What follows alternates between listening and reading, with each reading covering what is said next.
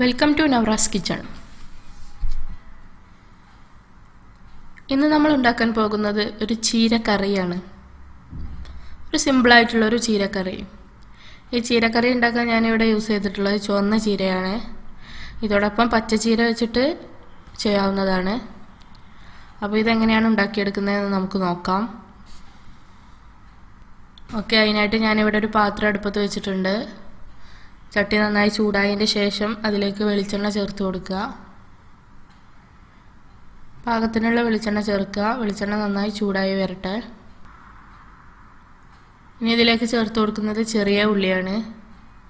ഒരു 5-6 ചെറിയ ഉള്ളി ചെറുതാക്കി കൊത്തിയരിഞ്ഞതാണ് ഞാനിതിലേക്ക് ചേർത്ത് കൊടുക്കുന്നത്.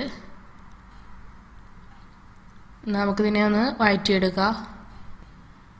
ഓക്കെ, ഇനി നമുക്കിതിലേക്ക് കറിവേപ്പില ചേർത്ത് കൊടുക്കാം. കറിവേപ്പിലയും കൂടെ ചേർത്തിട്ട് ഒന്നും കൂടെ ഒന്ന് ഇളക്കി യോജിപ്പിക്കുക. പിന്നെ ഞാനിതിലേക്ക് വറ്റൽമുളകാണ് ചേർത്ത് കൊടുക്കുന്നത്. ഒരു വറ്റൽമുളകിനെ മുറിച്ചിട്ട് ചേർക്കുകയാണ് ഇതിലേക്ക് ചെയ്യുന്നത്. വറ്റൽമുളക് കൂടെ ചേർത്തിട്ടൊന്ന് ഇളക്കാം.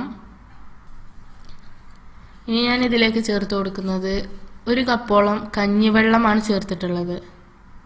ചോറ് വെന്ത ശേഷം ഊറ്റിയിട്ടുള്ള കട്ടിയുള്ള വെള്ളമല്ല, തെളിയായിട്ടുള്ള കഞ്ഞിവെള്ളമാണ് ഞാനിതിലേക്ക് ചേർക്കുന്നത്. കഞ്ഞിവെള്ളം അല്ലെങ്കിൽ പകരം നല്ല തിളച്ച വെള്ളം യൂസ് ചെയ്യാം. പക്ഷെ അതിനേക്കാളും ടേസ്റ്റ് നമുക്ക് ഈ കഞ്ഞിവെള്ളം ചേർക്കുമ്പോഴാണ്. പിന്നെ ഇതിലേക്ക് ഉപ്പ് പാകത്തിന് ചേർത്ത് കൊടുക്കുക. എന്നിട്ട് ഈ വെള്ളം നന്നായിട്ടൊന്ന് തിളച്ച് വരണം. അതോടൊപ്പം തന്നെ ഞാനിതിലേക്ക് ഒരു പച്ചമുളക് നെടുകെ കീറിയിട്ടിട്ട് കൊടുക്കുന്നുണ്ട്. ഇത്ര എരിവ് ഇതിലേക്ക് മതിയാവും. ഇത് ഒരുപാട് എരിവായിട്ടിരിക്കുന്ന ഒരു കറിയല്ല. ചീര പിന്നെ നമുക്ക് അറിയാവുന്നതാണ്, നല്ല ഗുണകരങ്ങളുള്ള ഒരു പോഷക ആഹാരം തന്നെയാണ് ചീര എന്ന് പറയുന്നത്. അപ്പോൾ നമ്മുടെ വെള്ളം ഇവിടെ നന്നായിട്ട് തിളച്ച് വരുന്നുണ്ട്. അപ്പോൾ ഈ സമയത്ത് നമ്മൾ ഉപ്പ് പാകത്തിന് ഉണ്ടോ എന്ന് വെള്ളത്തിലുണ്ടോ എന്ന് നോക്കണം. കാരണം കുറവുണ്ടെങ്കിൽ ഈ സമയത്ത് തന്നെ നമ്മൾ ഉപ്പ് ചേർക്കണം. ഇല ഇട്ട ശേഷം ചേർത്ത് കഴിഞ്ഞാൽ അതൊരു മിക്സാവാത്ത രൂപത്തിലായി പോവും. അപ്പോൾ ഈ വെള്ളത്തിൽ തന്നെ ചേർത്ത് കഴിഞ്ഞാൽ അത് നമുക്ക് ഇലയിൽക്കും കൂടെ ചേർന്ന് കിട്ടുന്നതാണ്. അപ്പോൾ നല്ല തിളച്ചു. ഇനി ഇതിലേക്ക് ചീര ചേർത്ത് കൊടുക്കുക. ഞാൻ പറഞ്ഞു, ഞാനിവിടെ ചുവന്ന ചീരയാണ് യൂസ് ചെയ്തിട്ടുള്ളത്.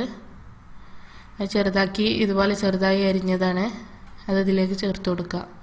ചീര ചേർത്തിട്ട് ഒരുപാട് അങ്ങോട്ട് കുക്കായി പോവരുത്. നല്ലോണം കിടന്ന് തിളച്ചതായി കഴിഞ്ഞാൽ ചീരക്ക് വേറൊരു ടേസ്റ്റ് വരും. ഒരു പാകത്തെ രൂപത്തിൽ വെന്ത് വരിക. പിന്നെ ആ ചൂടിൽ കിടന്നിട്ട് തന്നെ ചീര വെന്ത് കിട്ടുന്നതാണ്. ഇത്രയും ഇൻഗ്രീഡിയൻസേ നമുക്ക് ഈ ചീരക്കറിയിലേക്ക് വേണ്ടിയുള്ളൂ. അപ്പോൾ കണ്ടല്ലോ, പെട്ടെന്ന് തന്നെ നമുക്ക് തയ്യാറാക്കി എടുക്കാവുന്ന ഒരു കറിയാണ് ഈ ചീരക്കറി. ഇത് ചോറിൻ്റെ കൂടെ കഴിക്കാൻ നല്ല ടേസ്റ്റാണ്. ഈ വീഡിയോ ഇഷ്ടപ്പെട്ടെങ്കിൽ നിങ്ങളെല്ലാവരും ഇത് ട്രൈ ചെയ്ത് നോക്കുക. അതോടൊപ്പം തന്നെ ലൈക്ക് ചെയ്യുക, കമൻറ്റ് ചെയ്യുക. ഈ ചാനൽ ആദ്യമായിട്ട് കാണുന്നവരാണെങ്കിൽ സബ്സ്ക്രൈബ് ചെയ്യുക. കൂടെ ബെല്ലൈക്കൺ കൂടി ക്ലിക്ക് ചെയ്യുക. ഓക്കെ, ഇനി നമുക്ക് ഈ ചീരയെ മറ്റൊരു പാത്രത്തിലേക്ക് സെർവ് ചെയ്യാവുന്നതാണ്. Thank you for watching.